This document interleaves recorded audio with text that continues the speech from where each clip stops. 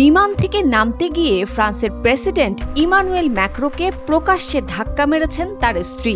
এমন একটি ভিডিও সামাজিক যোগাযোগ মাধ্যমে দাবানলের মতো ছড়িয়ে পড়েছে। দক্ষিণ পূর্ব এশিয়া সফরের শুরুতে ভিয়েতনামে পৌঁছানোর সময় অদ্ভুত এই মুহূর্তটি ক্যামেরায় ধরা পড়েছে।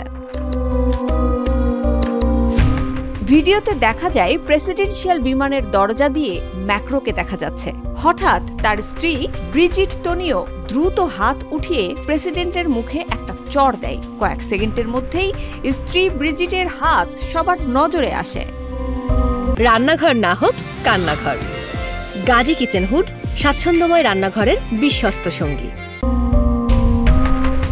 বউয়ের মার খেয়ে ম্যাক্রো বিস্মিত ভাব দেখান। পরে ক্যামেরার দিকে হাত নেড়ে স্বাভাবিক থাকার চেষ্টা করেন। সিঁড়ি দিয়ে নামার সময় তার স্ত্রীর হাত ধরার চেষ্টা করলে স্ত্রী ব্রিজিট তার হাত না ধরে বিমানের হ্যান্ডরেল ধরেন।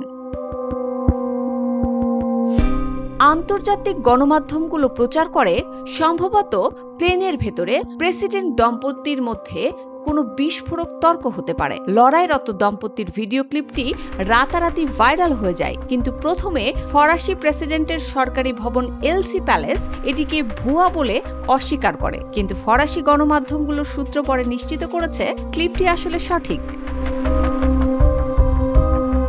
এছাড়া ম্যাক্রোর এক ঘনিষ্ঠ সহযোগী জানান, প্রেসিডেন্ট ও তার স্ত্রীর মধ্যে সামান্য ঝগড়া হয়েছিল এবং মারামারিও হয়েছিল, তবে এতে স্বামী স্ত্রীর কেউই হতাহত হননি।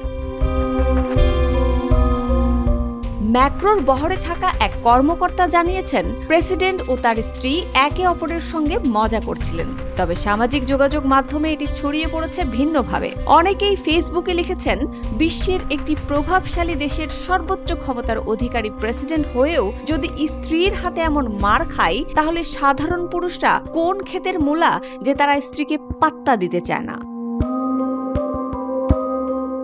মুসবা আলিম তিন্নি, জিটিভি নিউজ।